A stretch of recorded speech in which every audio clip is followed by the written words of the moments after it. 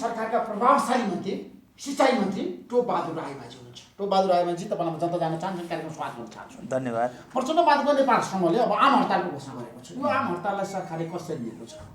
यसलाई सरकारले काँसी जाने कुतीको बाटो हैन, काम कुरो एकातिर कुम्लो बोकी ठिमीतिर को रूपमा लिइरहेछ। 2/3 बहुमत सरकार को दिशातिर अगाडि बढिसकेपछि, जनादेश प्राप्त भइसकेपछि हामीले के भन्यौँ सबैले भन्दाखेरि अब राजनीतिक क्रान्तिको अन्त्य भयो, अब विकास र समृद्धिको एजेन्डा अगाडि बढ्यो भनेर भन्यौँ। र त्यही अनुसारको चाहिँ अब झन्नै 2/3 बहुमतको सरकार पनि बन्यो, पार्टी एकता पनि हो, जनतामा खुसीको लहर छायो।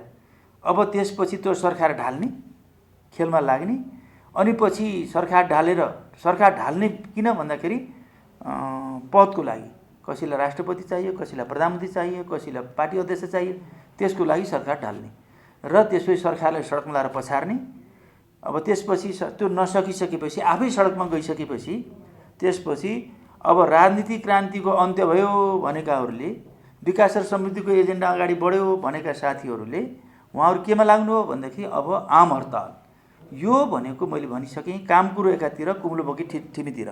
जहाँसम्म यो आम हडताल कस्तो हडताल भनिरहनु भएको छ भने यो आफूले जो कार्यदिशा छ, विकास र समृद्धिको एजेन्डा छ, त्यसको विपरीत अब ढुङ्गामुढा गर्ने, सडकमा चाहिँ नि आम हडताल गर्ने, त्यो शाकाहारी आन्दोलन होइन कि मांसाहारी आन्दोलन भएर आतङ्क मच्याउने, यो वास्तवमा हाम्रो लक्ष्य उद्देश्य विपरीत जो हरकत गरिरहनु भएको छ त्यो गलत हो भन्ने लाग्छ।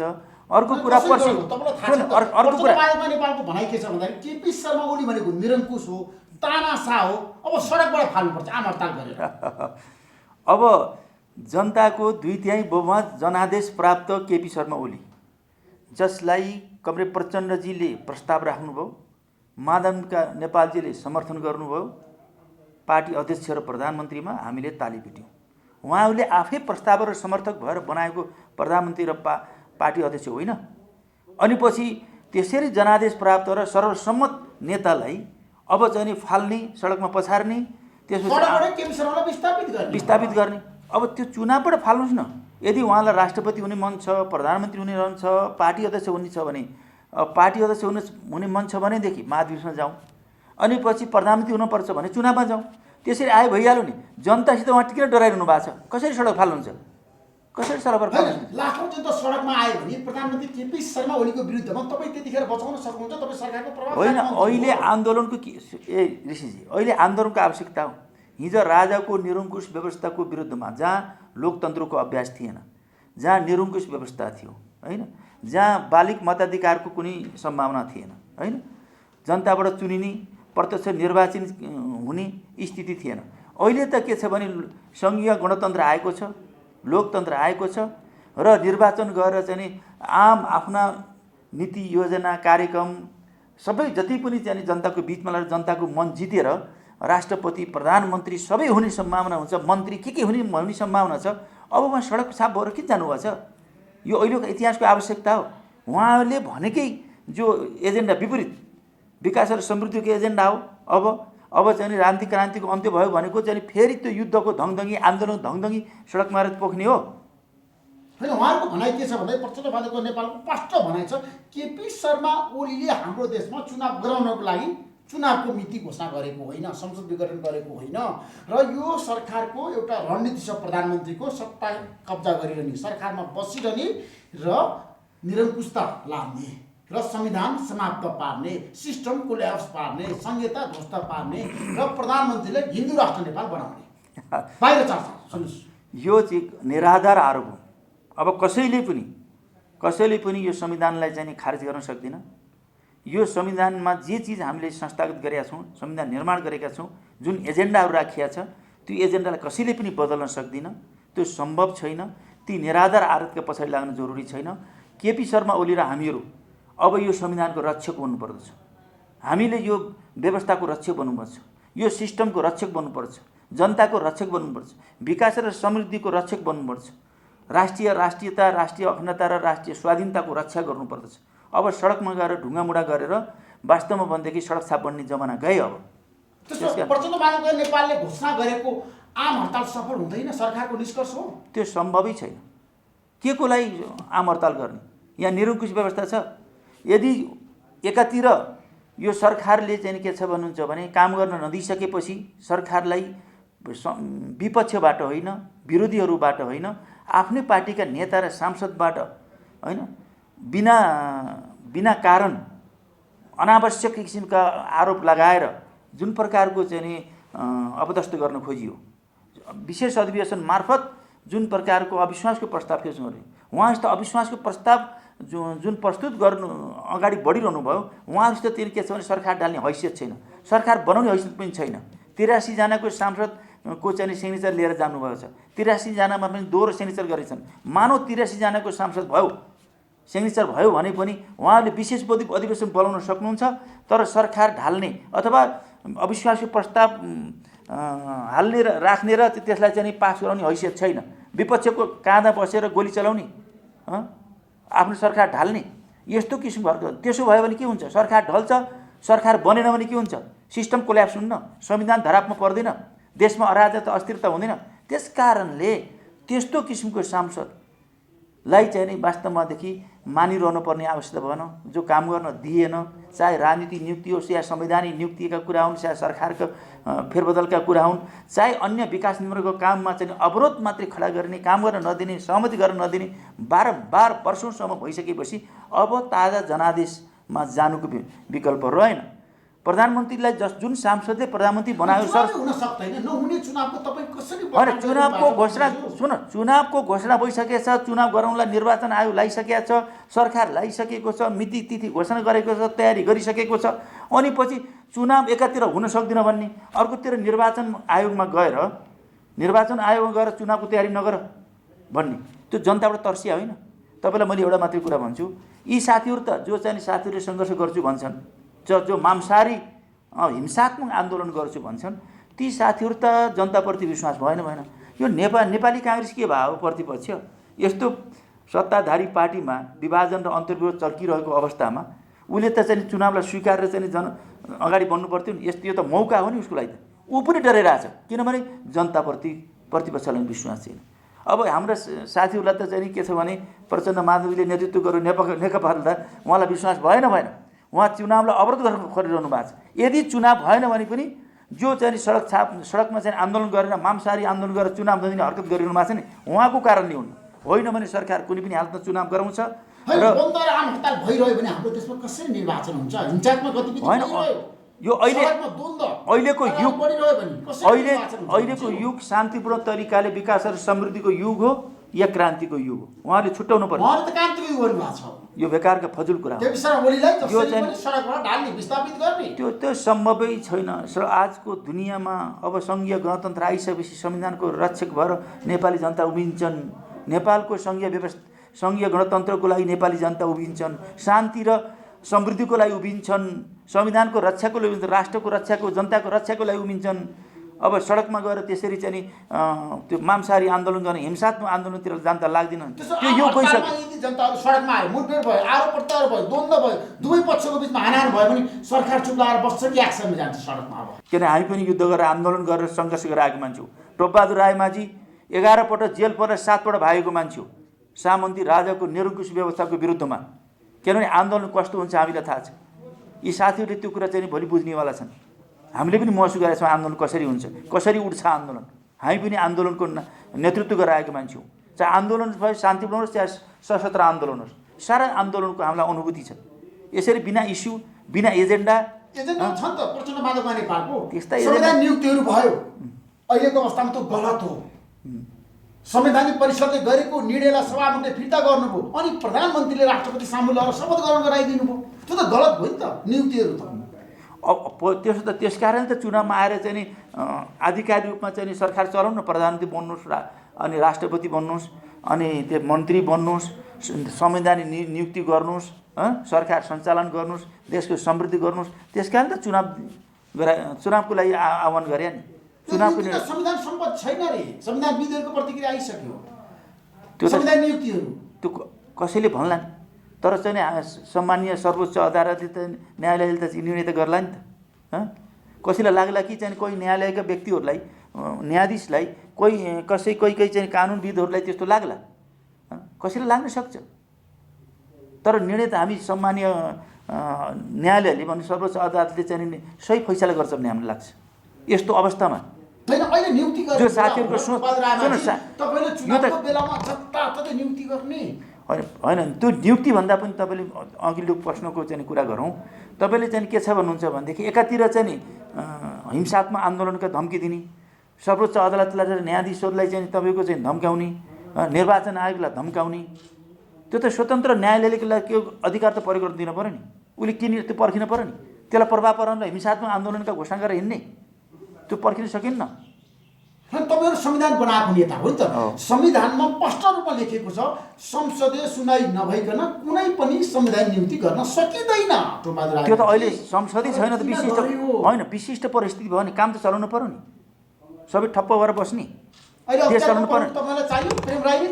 होइन प्रेमलाई चाहिने भन्दा पनि जे चिजहरू चाहिँ संरचना ती त संरचना त काम त अगाडि बढाउनु पर्यो नि त।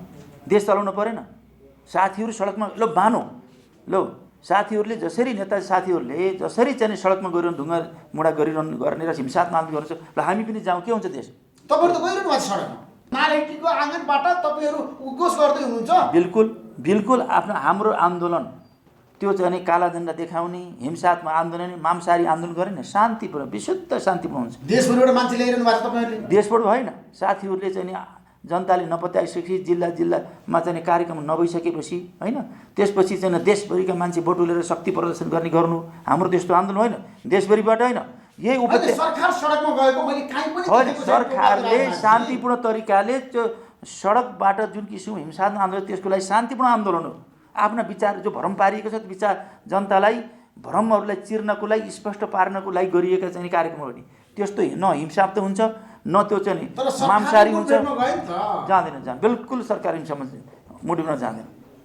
दोहोरो भिडन्त हुने भयो देशमा। बिल्कुल बिचमा पर्सि चाहिँ एउटा शान्तिपूर्ण कार्यक्रम छ होइन, जनतालाई शान्तिपूर्ण कार्यक्रमलाई आह्वान गरिएको छ। अब भोलि चाहिँ आम देशव्यापी आम अन्तर्गत त्यसलाई बन्द गर्नको लागि त्यसलाई रोक्नको लागि गरिएका हरकत होइन। जस्तो कि चाहिँ नुवाकोटमा उहाँले ढुङ्गा मुढा गर्नुभयो, सधैँभरि सरकार सहेर बस्छ।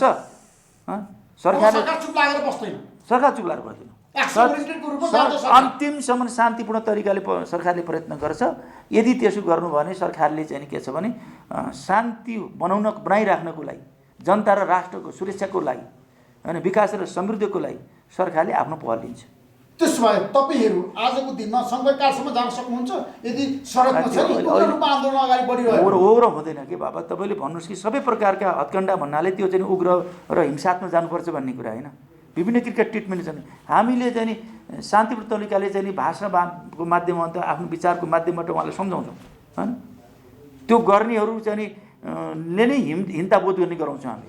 तपाईँ हेर्नुहोस्। तर तपाईँहरू पनि उद्घाटन र शिलान्यासमा व्यस्त हुनुहुन्छ, सरकारका मन्त्रीहरू मन्त्रालयमा छैनन्, काम गर्दैनन्। हामी बसी त रहेछौँ।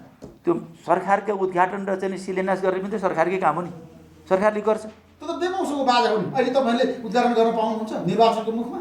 होइन, त्यो त चाहिँ के सम्पन्न भइरहेछ नि, त्यसलाई त अपरेसनमा ल्याउनु परेन।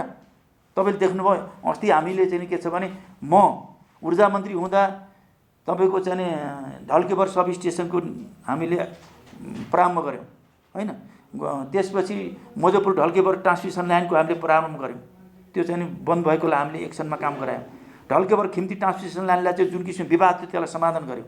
अनि ढल्केबर हेटौँडा ट्रान्समिसन लगायतका दानाकुस्म काठमाडौँ ट्रान्समिसन लाइनका हामीले चाहिँ दानाकुस्मको चाहिँ सब स्टेसनका हामीले मार्गचित्र कोरेर अगाडि बढायौँ काम।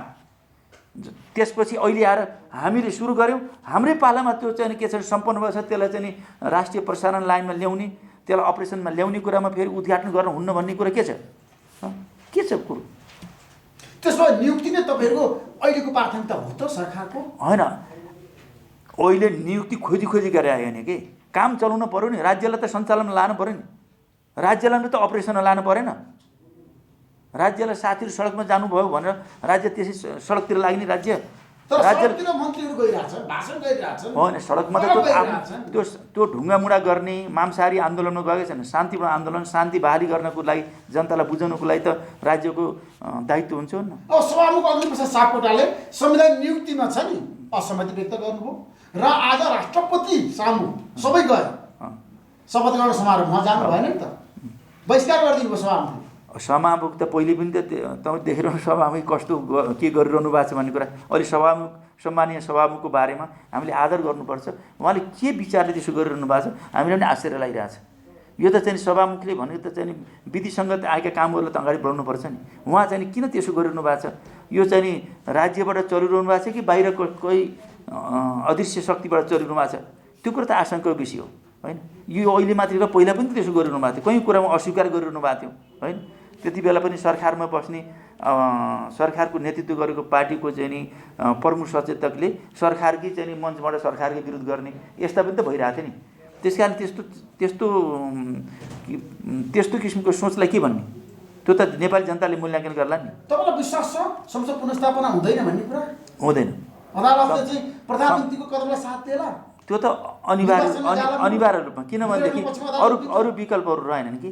किनभने सरकारलाई सडकमा चाहिँ पछारेर देशमा अस्थिरता सिर्जना गर्ने, हाम्रो संविधानलाई नि धरापमा पार्ने, सिस्टम नै कोल्याप्स गर्ने, देशमा अराजक र अस्थिरता सिर्जना गर्ने जुन किसिमको हरकत भयो, त्यस कारणले एउटा चाहिँ नि सर्वसम्मत जुन किसिमको चाहिँ प्रधानमन्त्रीले त्यस्तो किसिमको सङ्कट, असहयोग, अस्थिरता र समस्या आइसकेपछि नयाँ जनादेश जाने त खुसी हुनुपर्छ नि। एकदम खुसीको कुरा, गर्वको कुरा हो। 3 वर्ष भइसक्यो, अब काम गर्न सकिएन, अब समस्या भयो। 3 महिना पनि बाँकी छैन, कसरी निर्वाचन हुन्छ टोपबहादुर रायमाझी? निर्वाचन आयोग तयारीमा लागिरहेको छ। साथीहरू निर्वाचन जानको लागि त खुसी हुनुपर्ने। निर्वाचन हुन सक्यो भने सर्छ केही समय? त्यो त सरकार त्यसमा चाहिँ अहिले छैन। निर्वाचन सार्नुपर्छ भन्ने पक्षमा सरकार गिरीकारीमा जुटेको होइन, बिल्कुल छैन। होइन, अहिले सरकारको त्यो चाहिँ नि एजेन्डै छैन। अहिले सरकारले निश्चित टाइममा, समय तोकेको टाइममा नि वैशाख 17 र 27 गते निर्वाचन गराउन सरकार फुल फेजमा तयारीमा जुटिरहेको छ। संसद पुनर्स्थापना भएन भने मात्रै चुनाव हुन्छ। किन भविष्य कुरा छोड्दिनुहोस् न। त्यो भविष्य भएन भने भयो भने यस्तो कुरा अहिले हामीले संसद पुनर्स्थापना हुन्छ भनेर हामीले काम गर्ने कुरा होइन। अहिले त हामीले त चुनाव निर्वाचन हुन्छ, सम्मानीय सर्वोच्च अदालतले त्यो फैसला गर्छ र त्यहाँ हामी निर्वाचनमा जान्छौँ र जानै पर्दछ। साथीहरू सडकमा गएका साथीहरू नेपाल निर्वाचनमा आउनु भएन, नेपाली कांग्रेसले सहभागिता जनायो भने के हुन्छ? नेपाली कांग्रेस यस्तो स्थितिमा निर्वाचनमा गएन भने जनता एउटा नाङ्गिन्छ, उहाँहरू पनि नाङ्गिनुहुन्छ होइन। त्यसो भए मन वैद्यको चाहिँ बहिष्कारको लाइनमा उहाँहरूले सहकारी गर्नुहुन्छ। त्यसो त्यस्तो हुन्छ। ज्ञानेन्द्रको पथमा जानु पर्यो नि त, प्रचण्डले भन्नुभयो। बिल्कुल कुरा। जो व्यक्ति राजाको निरङ्कुश व्यवस्थाको विरुद्धमा 14.5 वर्ष जेलमा चाहिँ बितायो, जसले निरङ्कुश व्यवस्था सिक आत्मसमर्पण गरेन, त्यस्तो व्यक्ति, राजतन्त्र फाल्नको लागि 14 वर्ष जेल परेको व्यक्ति अहिले फेरि चाहिँ राजतन्त्रलाई स्वीकार्ने कुरा हुन्छ? उहाँ चाहिँ त्यो सोच्न कल्पना पनि गर्न सक्दैन। ज्ञानेन्द्रमा तुलना गर्दाखेरि केपी शर्मा ओली बढी निरङ्कुश संविधान खाइदिनु पर्यो उहाँले। ती आरोप हुन्। साथीहरू पदको लागि, पार्टी अध्यक्ष र प्रधानमन्त्रीको लागि चाहिँ नि एक्का हुनु हो। त्यस्तो हुन्छ। यो राष्ट्रप्रति, जनताप्रति, विकासप्रति, समृद्धिप्रति, कोरोना भाइरसप्रति मानौ यो चाहिँ नि के छ, डुबानको लागि भाडी पहिरो सम्बन्धी विचार, राजनीति, योजना, कार्यक्रमप्रति उहाँको चासो चिन्ता रह्यो? कहीँ अन्तर्विरोध रह्यो? खालि कसैलाई अध्यक्ष चाहियो, कसैलाई प्रधानमन्त्री चाहियो, दिक्क पर्ने स्थिति भयो। त्यसको लागि बखरा कसरी उठाउनु हो? प्रचण्डलाई कसरी साथ छोड्नु हो? क्या मैले द्वन्द्व गरेको मान्छे ए बाबा, हतियार उठाएको मान्छे तपाईँ, जेल परेको मान्छे तपाईँ, केपी शर्मा ओलीको पछाडि किन लाग्नु हो मन्त्री पदको लागि? धेरै खराइ नगर्छु भनेर प्रचण्डले तपाईँलाई भन्नुभएको छ। टोपबहादुरजीले त्यसो भनिदिनुहोस् भनेर मसँग जनता जान चाहन्छन् कार्यक्रम अन्तर्वार्तामा। बिल्कुल मैले चाहिँ नि कसैको खरानी गर्दिनँ। मैले मेरो इतिहास हेर्नुहुन्छ भने मैले कसैको खरानी गर्छु। मैले छोडेको भनेदेखि मोहन विक्रम पार्टी छोडे हौँ, होइन भने बाबुरामले छोड्नुभयो, मैले छोडिनँ, पार्टी छोडिनँ। बाबुरामको हालत के भयो? प्रचण्डले र माधव नेपालले छोड्नुभयो, मैले छोडिनँ। किनभने प्रचण्ड र माधव नेपालजीले प्रस्तावक र समर्थन बनेर उहाँहरूले चाहिँ नि केपी शर्मा ओलीलाई प्रथम अध्यक्ष र उहाँलाई सर्वसम्मत प्रधानमन्त्री बनाएको स्थिति होइन। सर्वसम्मत म त त्यही छु। उहाँहरू कहाँ जानुभयो? उहाँहरूले छोडेर कहाँ जानु? उहाँ जता जानुहुन्छ त्यतै जाने हो कि जहाँ मूल हाँगो छ, जहाँ संस्थापन पक्ष छ, उहाँहरूले पनि सबैले सर्वसम्मतले निर्णय गरेको एउटा चाहिँ नि संस्था छ, त्यसैलाई मान्ने कि होइन बाहिर जाने, हराउने? त्यस्तो हुन्छ? उहाँले छोडे, मैले छोडे होइन नि। पार्टी त प्रचण्ड माधव नेपालज्यूले छोड्नु भयो, मैले छोडेको छैन। उहाँहरू कहाँ जानुभयो? उहाँ कहाँ हराउनु भयो? उहाँलाई हामीले खोज्यौँ। प्रचण्ड माधव नेपाललाई धोका दिनु भने तपाईँले विचारलाई अनि मैले कहाँ चाहिँ उहाँहरूले चाहिँ प्रस्ताव राखेर चाहिँ उहाँहरूले जो ऋषिजी मैले तपाईँले देख्नुभएको छ नि ऋषिजी, जो साथीहरू केपीजीको नेतृत्वमा 3 वर्षसम्म सरकारमा बस्नुभयो, चुपचापसँग बस्नुभयो, अनि चाहिँ त्यो सरकार त्यही चाहिँ आफ्नो प्रधानमन्त्रीलाई ढालेर सडकमा लगेर पछारेर जान्छ भन्दा आफै ढल्नुभयो। त्यसपछि उहाँहरू फेरि के गर्नु, 3 वर्ष सरकारको नेतृत्व गर्नुभयो केपी शर्मा ओलीको नेतृत्वमा, उहाँलाई पछार्छौँ भन्दा आफै पछारिनुभयो। त्यसपछि घरमा आगो लागिनुभयो। अब यस्तो अप्ठ्यारो स्थितिमा सरकारमा चाहिँ जाने कुरा, मन्त्री हुनु कुरा सजिलो कुरा हो, लालचाको कुरा हो। तपाईँ त उपप्रधानमन्त्री भइसके मान्छे तर मन्त्रीमा आएर थन्किनु भयो नि त। होइन ऋषिजी, यस्तो बेलामा मलाई उपप्रधानमन्त्री चाहियो, मलाई प्रधानमन्त्री चाहियो भने धेरै राज्य त चाहिँ राज्यको जनताको कमारो हुन तयार हुनुपर्छ।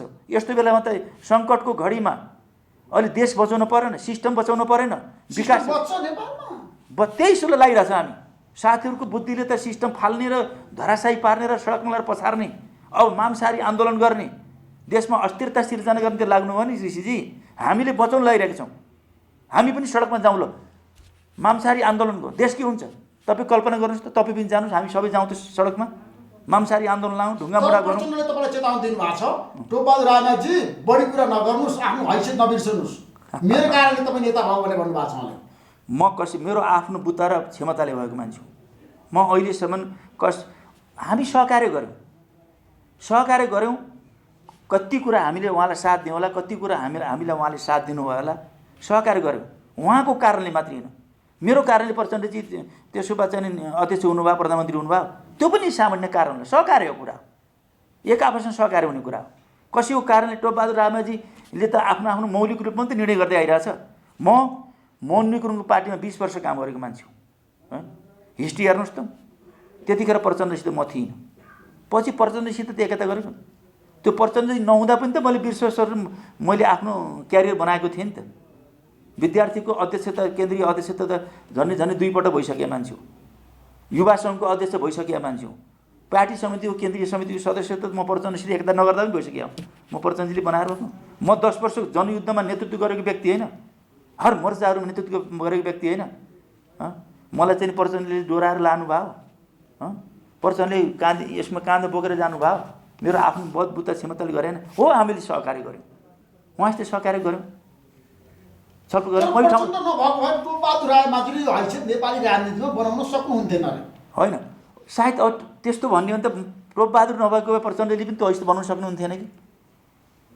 त्यो पनि त कुराहरू हुन्छन्, त्यो त दोहोरै कुरा हो। तर मन्त्रीको लागि फुत्त तपाईँले केम चेन्ज गर्नुभयो, परिवर्तन गर्नुभयो मन्त्रीको लागि? अरे बाबा के ऋषिजी, यसभन्दा पहिला पनि त मलाई चाहिँ के अरे यो रक्षा मन्त्रालय, गृह मन्त्रालयको अफर आएको थियो। मैले नमस्कार हजुर, म हुँदैन, यो पार्टीलाई मिलाउनुपर्छ, एकताबद्ध हुनु। जब साथी छोडेर जानुभयो, जब साथीहरूले चाहिँ देशलाई अराजकतातिर लानुभयो, सरकारलाई सडकमा लगाएर पछार्न खोज्नुभयो, देशमा अस्थिरता हुन लाग्यो, मैले त्यो बचाउनको लागि मैले जिम्मेवारी लिन पर्यो, स्थिति आयो।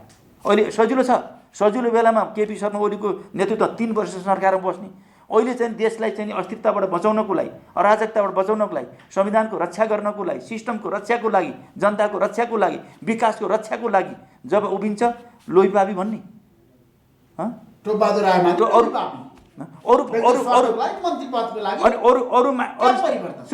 अरू क्या परिवर्तन किन कसरी गरेँ मैले? म त जहाँ छु त्यही छु। प्रचण्ड र माधव नेपालीजी आधिकारिक त केपी शर्मा ओली होइन नि, नेपाल कम्युनिस्ट पार्टीको अध्यक्ष त प्रचण्ड र माधवमा नेपाल हो नि। पार्टीको अध्यक्ष, सर्वसम्मत अध्यक्ष, 1 नम्बर अध्यक्ष केपी शर्मा ओली होइन। तर निर्वाचन आयोगले अस्वीकार गरिरहेको छ नि त पछिल्लो समय। कसले अस्वीकार? केपीलाई पहिलो अध्यक्ष, प्रचण्डलाई दोस्रो अध्यक्ष, यथार्थमा जानु पऱ्यो नि। अनि महासचिव विष्णु पौडेल, तपाईँहरूको पार्टी फुटिया छैन, तपाईँ सँगै हुनुहुन्छ भनेन। अब उहाँहरूले के छ भनेदेखि या त चाहिँ नि चोइटेर जानु पऱ्यो, या त केपी शर्मालाई पहिलो अध्यक्ष र प्रधानमन्त्री मानेर बस्नुपर्ने हो। अब त्यसपछि चाहिँ के छ भन्दाखेरि निर्वाचन आयोग पार्टी विभाजित हुनको लागि पनि प्रक्रिया सुरु गर्न पनि गइसक्नु भयो नि त। एकचोटि जानुभयो, दाबी गर्नुभयो, फेरि जानुभयो, एकचोटि भनिसक्नु भयो, हामी अधिकारी त हामीलाई दिनुहोस्, अब नेपाल कम्युनिस्ट फुट्यो भनेर उहाँले भनिसक्नु भएको छ। हामीसँग बहुमत छ, केन्द्रीय सदस्य। अब पार्टीभित्र हामीसँग विधान छ, प्रतिवेदन छ, होइन? हामीले चाहिँ के छ भने पार्टी एकता गर्दाखेरि गरेका निर्णयहरू छन्। दुईटै मत्स्य प्रचण्ड माधव नेपालसँग केन्द्रीय समितिको अब त्यो त निर्वाचन आयोगले निर्णय गर्ला नि त। हामीसित चाहिँ नि अहिले बहुमत र अल्मतको होइन, हामी त सहमतिबाट जाने भन्ने कुरा विधानमा छ। हाम्रो सहमति बहुमती आधारमा जान सकिन्छ भनेर पार्टीको विधानको धारा 60 मा स्पष्ट रूपले गरेको छ। होइन, त्यहाँ सहमतिबाट भन्ने पनि छ। सहमति भन्ने छ मुख्य गरिकन सहमतिबाट, किनभने 60/40 को रेसियो थियो होइन, पार्टी एकता गर्दा होइन। कुनै महाधिवेशन आएको पार्टी पनि होइन, यो नियुक्ति गरे पार्टी न, नियुक्ति गरेका सदस्य केन्द्रीय सदस्य हुन्, कुनै महाधिवेशनबाट आएका होइनन्। सहकार्य गर्दाखेरि के छ भनेदेखि एउटा टाउको गनेर चाहिँ के छ भनेदेखि 60/40 गराइया हो। त्यस कारणले हामीले सहमतिबाट निर्णय गर्ने भनिएको छ। सहमतिबाट निर्णय भने सहमति निर्णय त हुनेवाला छैन, त्यो पनि त समस्या छ। अस्ति त निर्वाचन आयोगले भनिसक्यो नि, तपाईँहरूको चाहिँ के छ भने पार्टी त तपाईलाई दिएन, प्रचण्ड माधवमा नेपाल सम्मलाई दियो भने तपाईहरु के गर्नुहुन्छ? अर्को पार्टी गर्नुहुन्छ? दिएन भन्ने कुरा छोड्नुस् कि अहिले चाहिँ के हुन्छ भन्ने कुरा गर्नुस् कि भोलि निर्वाचन आयोग तयार भयो भने तपाईलाई प्रमाण पुगेन दिन त्यो हुनै सक्दैन, सम्भवै छैन, सम्भवै छैन, होइन सम्भवै छैन, सम्भवै छैन। त्यो पार्टीको विधान प्रतिवेदन कुरा छ, हाम्रा चाहिँ सहमतिका तपाईले पाउनु भएन के हुन्छ? त्यो चाहिँ छोडिदिनुहोस् कि। अब के हुन्छ भन्ने कुरा चाहिँ नि मान्छे मरो भने के हुन्छ, भोलि चाहिँ अगाडि जाँदा जाँदै एक्सिडेन्ट भयो भने के हुन्छ, यस्ता कुराको अर्थ छैन। त्यो कल्पनातिर नजाउँ, हामी यथार्थतिर जाउँ। त्यसो भए नेतृत्व उच्च विप्लवसँग तपाईहरु वार्ताको लागि तयारी भएर बसेको गिरकार्य सुरु गर्नु होइन। गिरकार्य सुरु भन्दा पनि उहाँसित हामीले वार्ताको लागि चाहिँ नि हामी तयार छौँ, पार्टी सरकार तयार छ, सरकार वार्ताको लागि तयार छ विप्लवसँग। हो, किन नगर्ने? उहाँले चाहिँ हो बिल्कुल। म विशेष आदरणीय क्षेत्रको चाहिँ इन्चार्ज, उहाँ सहायक इन्चार्जमा बसेको मान्छे। टोपबहादुर दाई आउनुपर्छ, हाम्रो चाहिँ नि यो विशेष आदरणीयकाको चाहिँ इन्चार्ज गरिदिनुपर्छ भने उहाँले डिमान्ड गरेको व्यक्ति हो। त्यसो वार्ता गर्नुहोस् न, तपाईँलाई प्रधानमन्त्री अवसर दिनुभएको छ। होइन, हामी वार्ताको लागि हामी तयार छौँ। हामी सबैलाई यो चाहिँ अहिले चाहिँ के छ, सडकमा जाने, अहिले चाहिँ हिंसात्मक आन्दोलन गर्ने अहिले हाम्रो कार्यदिशा पनि होइन। हामीले चाहिँ के छ भने 240 वर्ष निरङ्कुश व्यवस्थालाई हामीले ढाल्यौँ। अब सङ्घीय गणतन्त्र आयो, बिल्कुल गलत कुरा हो, बिल्कुल गलत कुरा हो। त्यो त्यसमा सत्यता छैन। त्यसो भए नेतृत्वको चरणसँग तपाईहरुको वार्ता कहाँ पुग्यो ठ्याक्कै भन्नुस् बुझा गर्दैन। अहिले त्यो चाहिँ सरकारले क्याबिनेटमा पनि छलफल गर्यो, गिरकार्य गरिरहेछ। होइन, हामी वार्ता गएर जेलमा हेमन्त प्रकाश ओलीलाई भेट्नु भएको छ, भेट्ने वातावरण मिलाउने कुरा भएको छ। अहिले वार्ता आधिकारिकमा भएको छैन। अहिले चाहिँ नि अनौपचारिक रूपमा पत्रचार हुने, छलफल गर्ने, भेटघाट गर्ने कुराहरू स्वाभाविक हुने कुरा हो। सरकारले सरकारले कुनै पनि अहिलेको स्थिति भनेको चाहे सडकमा होस्, चाहे जङ्गलमा होस्, चाहे चाहिँ हिंसात्मक खालका आन्दोलन, शान्तिपूर्वक खालको चाहिँ माग राख्ने कुरालाई स्वीकार गर्दछ। सरकारले कुनै पनि चाहे त्यो सडकमा होस्, चाहे चाहिँ जङ्गलमा गर्ने हिंसात्मक आन्दोलनलाई चाहिँ स्वीकार गर्दैन। अहिले जनताको मन बुझाएर आफ्ना विचारहरू, आफ्ना योजनाहरू, आफ्ना कार्यक्रमहरू राष्ट्र, जनता र विकासप्रति राखिने योजनाहरूलाई जनतालाई खुलेआम रूपमा विचार राखेर प्रभाव पारेर निर्वाचनबाट राष्ट्रपति, प्रधानमन्त्री, मन्त्री सबै बन्ने छुट छ।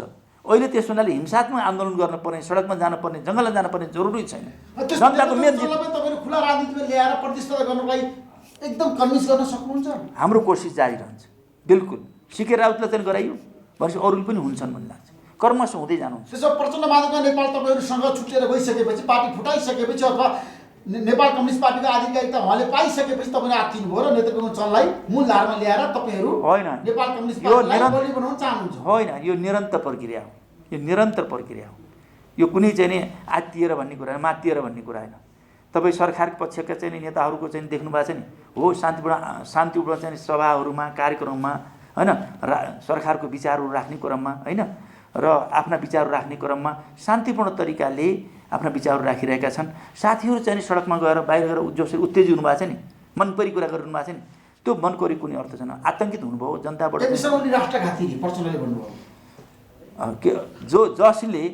जसले राष्ट्रिय अखण्डताको लागि, जसले तपाईँको यो भारतको नाकाबन्दीको चाहिँ विरुद्धमा लडेर त्यसलाई चाहिँ नाकाबन्दीलाई परास्त गर्ने एउटा व्यक्ति केपी शर्मा ओली, जसले 60 वर्षदेखि लिम्पियादुरा लिपु लेखेर चाहिँ कालापानीलाई चाहिँ इन्डियाको कब्जामा गइरहेको थियो। धेरै 60 वर्षदेखि धेरै प्रधानमन्त्रीहरू भयो होलान्, धेरै नेताहरू आयो होलान्, तर कसैले आँट गरेनन् कि त्यो आफ्नो भूमिलाई फिर्ता गर्नको लागि नेपालको नक्सामा राखेर प्रकाशन गर्ने कसैले आँट गरेन। केपी शर्मा ओलीले गर्नु। यस्ता धेरै थुप्रै छन्। विकास र समृद्धिको छन्, सुखी नेपाली र समृद्ध नेपालको एउटा चाहिँ अभियान लिएर हिँडेका व्यक्ति, ठुल्ठुला गौरवका आयोजनाहरू सञ्चालन गरेको व्यक्ति होइन, चाहे पूर्वाधार आर्थिक समृद्धि होस् या सामाजिक सेवा सुरक्षाको क्षेत्रमा नेतृत्व गरेको व्यक्तिलाई अहिले आएर चाहिँ नि राष्ट्रघाती भनेर भन्नुको कुनै औचित्य छ? ऊर्जा मन्त्री तपाईँ हुन्छ, एमसिसी पारित गराउँदै हुन्छ, अमेरिकालाई तपाईँले खुसी पार्न चाहनु? बिल्कुल मेरो कुरा त्यस्तो होइन, बिल्कुल होइन। साथीहरूले मैले भनेका कुराहरूलाई ज्यादै नै गलत किसिमले त्यहाँ प्रचार गरियो, त्यो उल्टापल्टा गरियो। मैले भनेको कुरा के छ भने एमसिसी होइन, मैले त्यो भनेको छैन। एमसिसी मलाई भन्न दिनुहोस् न रेजीजी, तपाईँले फेरि आफ्नो कुरा तपाईँले म त्यही त बताउँदैछु, तपाईँले भन्नुहोस्। मैले भनेको कुरा कहाँ छ भने एमसिसी जुन किसिमको नेपालको यो सडक र ऊर्जामा लगानी गर्ने भनेको छ होइन, त्यसका बुदाहरूप्रति, त्यसको चाहिँ सम्झौताप्रति सुन म त्यसका सम्झौताप्रति ठुलो विवाद छ। यदि त्यो वास्तवमा हामीले त्यो एमसिसीको विषय बुदाहरू राष्ट्रघाती अथवा चाहिँ राष्ट्रको हित अनुकूल छन्, त्यसलाई या त त्यसलाई चाहिँ सच्याएर करेक्सन गरेर राष्ट्रको हित अनुकूल बनाएर लागू गरौँ, होइन भने यसलाई चाहिँ नि रद्द गरौँ भन्ने मैले दुईवटा मात्रै भने हो। या त राष्ट्रको हित अनुकूल बनाएर गरौँ, सुन राष्ट्र हितमा छ भने एमसिसीलाई पारित गरौँ, होइन तपाईँ पारित गरेपछि हुनुहुन्छ नि त, पारित गर्ने कुरा होइन। त्यसको राष्ट्रिय हित अनुकूल बनाएर होइन, त्यसमा सम्झौता हुनु पर्यो, छलफल हुनु पर्यो, बहस हुनु पर्यो। जो किसिमको बहस भइरहेछ, छलफल भइरहेछ, त्यसलाई राष्ट्रिय हित अनुकूल बनाएर त्यसलाई पारित गरौँ, या त के छ भने त्यसलाई खारिज गरौँ। किन भन्दाखेरि म 2072 सालमा जो ऊर्जा मन्त्रालयमा थिएँ त्यति बेला 12 घन्टा 18 घन्टा लोड सेडिङ थियो, सङ्कट थियो त्यति बेला। त्यही बेलामा महामारी भूकम्प थियो, त्यही बेलामा नाकाबन्दी थियो। त्यस्तो स्थितिमा हामीले के गर्यौँ, 79 बुँदा एउटा मास्टर प्लान बनायौँ। एउटा चाहिँ नि उज्यालो नेपाल भन्नुहोस् या चाहिँ नि के छ भने लोड सेडिङ मुक्त गर्ने हामीले मास्टर प्लान बनायौँ। त्यसलाई प्रभावकारी कार्यान्वयन गर्दा हामीले भनेका गरियो भने 1 वर्षभित्रमा आधारभूत रूपमा लोड सेडिङ मुक्त हुनसक्छ भनेको थियौँ, भयो। र अहिले आएर फेरि अर्को सङ्कट छ। हामीले जो मास्टर प्लान बनायौँ ऋषिजी, त्यो मास्टर प्लानपछि डेभलपरहरूले, व्यवसायीहरूले, हाइड्रो पावरका व्यवसायीहरूले छिटोभन्दा छिटो काम गर्नुभयो। त्यस्ता हामीले प्रावधानहरू राख्यौँ, टेक अर पे जस्ता नीतिहरू हामीले राखेर छिटोभन्दा छिटो काम गरौँ। र अहिले उत्पादन भइरहेको छ, हाम्रा उत्पादनहरू हाइड्रो पावरबाट इनर्जी उत्पादन भइरहेको छ। अहिलेको हाम्रो समस्या फेरि अर्को छ, अहिले राजनीति समस्या अलिक गडबड भइरहेछ, अर्को त्यसलाई करेक्सन गर्नु छ, त्यसलाई सच्याउनु छ, त्यसलाई ठिक ट्र्याकमा ल्याउनु छ। अर्को कुरा के छ भने हामीसित ट्रान्समिसन लाइन छैन, संरचना कमजोर छ, र हामीले फेरि विद्युत उत्पादन भयो भने यसको खपत कसरी गर्ने र यसलाई एक्सपोर्ट कसरी गर्ने र व्यापार कसरी गर्ने, बिक्री कसरी गर्ने भन्ने जो चुनौती छ, यसको लागि हामीसित ट्रान्समिसन लाइन छैन। त्यस कारणले एमसिसीमा झुलेर नबसौँ होइन, या त करेक्सन गरेर लागू गरौँ, होइन भने यसलाई खारिज गरौँ। लागू या खारिज, करेक्सन गरेर लागू भनेको छु मैले त्यहाँ यतिकै गाह्रो गरेको छैन। हामीसित चाहिँ त्यहाँ असहमतिका बुदा छन्, राष्ट्रमा हित अनुकूल बुदाहरू छैनन् होइन, प्रावधानहरू छैनन् भन्ने छलफल गरेर सबैको सर्वसम्मत हुनु पऱ्यो होइन। सरकार पक्ष प्रतिपक्ष विशेषज्ञहरू राखौँ, डायलग गरौँ। त्यस कारणले या त करेक्सन गरेर लागू गरौँ या त खारिज गरौँ, होइन भने यसमा झुन्डेर नबसौँ भन्ने मेरो हो। किनभने यसमा एक दिन पनि हामीले पर्खिनु हुँदैन, किन ट्रान्समिसन लाइन हामीले बनाउनु पर्नेछ, एक दिनै पर्खेर नबसौँ। एमसिसी पारित हुन्छ, प्रक्रियामा अगाडि बढ्छ, होइन। यसमा के छ मैले भनिसकेँ, सरकारले एक्लै गर्दैन, स्पष्ट कुरा छ। यसमा चाहिँ के छ भने सबैको सहमति जुटाउन प्रयास गर्छ, यदि भएन भने यसलाई खारिज गर्छ। स्थिति यस्तो हुनसक्छ, किन नहुने, सम्भव दुवैतिर छ। किनभनेदेखि या त चाहिँ यो लागू भएन त खारिज गर्नु पऱ्यो, करेक्सन गरेर लागू भएन त खारिज गर्नु पऱ्यो। त्यस कारणले मेरो भनाइ के छ भने यसमा झुलेर नबसौँ, हामीलाई अरबौँको नोक्सान हुनेवाला छ। म यसमा स्पष्ट छु। मैले यो कुरा होइन, रिसाउने कुरा होइन, त्यस्तै हुँदैन। हामी रिसाउने खुसाउनेसित कुरा होइन यो त के छ भनेदेखि हामीले लागू गर्न सक्यौँ त खारिज गर्नु पऱ्यो नि। जब कि होइन, यसलाई या त अहिले त विवाद छ नि, यसमा चाहिँ यसमा त्यस्ता प्रावधान भनेर चाहिँ विवाद भइरहेको छ होइन। सकारात्मक हुने कुरामा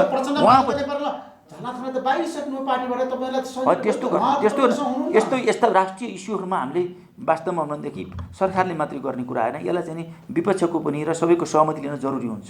किनभने यसमा यस्तो गर्नु हुँदैन, यस्तो राष्ट्रिय इस्यु हो नि, अन्तर्राष्ट्रिय इस्यु हो नि। यस्ता इस्युमा हामी अगाडि त्यसरी चाहिँ सहमति जुटाउन प्रयास गर्नु पर्यो। तपाईँले लोड सेडिङ अन्त्य गर्नको लागि तपाईँ पहिलोपटक ऊर्जा मन्त्री हुँदाखेरि पनि राम्रो काम गर्नुभएको थियो। अब फेरि तपाईँ पुलमान घिसिन ल्याएर नयाँ रणनीति चमत्कारी काम गर्दै हुन्छ हो होइन। कुलमान घिसिङलाई ल्याउने तपाईँ तयारीमा हुनुहुन्छ र? होइन होइन, मैले कुलमान घिसिङलाई पहिला म 72 सालमा म ऊर्जा मन्त्रालय सम्हाल्दा यो 79 बुँदा मास्टर प्लान बनाउँदा मैले कुलमान घिसिङलाई एउटा सदस्यको रूपमा एउटा विशेषज्ञको रूपमा राखेको थिएँ। र हाम्रो अहिले ऊर्जा मन्त्रालयको सचिव हुनुहुन्छ दिनेश घिमिरेजी हुनुहुन्छ, दिनेश कुमार घिमिरेजी हुनुहुन्छ, उहाँको संयोजकत्वमा मेरो संरक्षकत्वमा हामीले एउटा कमिटी बनाएको थियौँ। त्यसमा कुलमान घिसिङलाई राख्यौँ। उहाँले राम्रो योगदान गर्नुभयो। त्यसपछि त्यसबाट प्रभावित भएर मैले उहाँलाई चाहिँ नि एमडी विद्युत प्राधिकरणको एमडी बनाउनको लागि मैले चाहिँ नि प्रस्ताव राखेर उहाँलाई चाहिँ नि इभ्यालुएसन गराएर 3 महिनासम्म इभ्यालुएसन गराएर मैले ल्याउनको लागि प्रस्ताव गर्ने व्यक्ति म हैन। उहाँले पछि राम्रै काम गर्नु। त्यसपछि त अरू साथीले राम्रै काम गरिरहेछन् नि। त्यसो अहिले तपाईँ कुलमान घिसिङलाई विद्युत प्राधिकरणमा ल्याउने पक्षमा हुनुहुन्न? म ल्याउने नल्याउने पक्षको कुरा होइन। अहिले राम्रै काम भइरहेछ भनेपछि उहाँले राम्रै काम गरेर जानुभयो होइन। उहाँलाई दोहोऱ्याउने नलाउने भने त फेरि छलफल हुन्छ। हाम्रो दोहोऱ्याउने नलाउने भनेको छलफल हुन्छ नि। मैले अहिले ल्याउँछु भन्ने, अहिले मैले ल्याउन भन्ने कुराहरूसित व्यक्तिगत कुराको अर्थ रहन्न। बुझ्नु न, यो चाहिँ नि कोही डायलग गर्ने अथवा प्रश्न उत्तर गर्ने विषय होइन। यो त हामीले चाहिँ राष्ट्रको आवश्यकता, मन्त्रालयको आवश्यकता, त्यो क्षेत्रको आवश्यकता कति खड्किन्छ। उहाँ राम्रो व्यक्ति हो, उहाँलाई सम्मान गर्नुपर्छ। सम्मान हामीले गऱ्यौँ। मैले त प्रस्ताव गरेको मान्छे हो। 3 महिनासम्म ऊर्जा मन्त्री हुनुहुन्छ, तपाईँले चाहनु हो भने त उहाँलाई ल्याउन सक्नुहुन्छ। होइन, उहाँले यही मात्रै होइन नि त, उहाँ त माथि उठिसक्नु हो नि। एसीलाई दोहोऱ्याउने अझ ठुलो राम्रो ठाउँमा राख्ने कि भन्ने पनि त हुन्छ नि। यति ठाउँभन्दा अझ ठुलो जिम्मेवारी दिने कि भन्ने पनि त हुन्छ नि। त्यसैमा एकचोटि त गरिसक्नु नि। उहाँले त यस क्षेत्रमा त फेरि धेरै महत्त्वपूर्ण भूमिका खेलिसक्नु नि। उहाँले अरू ठुलो जिम्मेवारी पनि त पाउन सक्नुहुन्छ। त्यस कारणले एसीमा मात्रै रगडा गरिरहनु पनि जरुरी छन्। अरू साथीहरू पनि त जन्मे, अरू साथीहरूले पनि त काम गरिरहेछन्, सफलतापूर्वक काम गरिरहेछन् होइन। थ्याङ्क यू सो मच टोपा राई। ल धन्यवाद। महत्त्वपूर्ण समय दिनुभयो। तपाईँलाई म धेरै धेरै धन्यवाद दिन चाहन्छु। नमस्कार। धन्यवाद।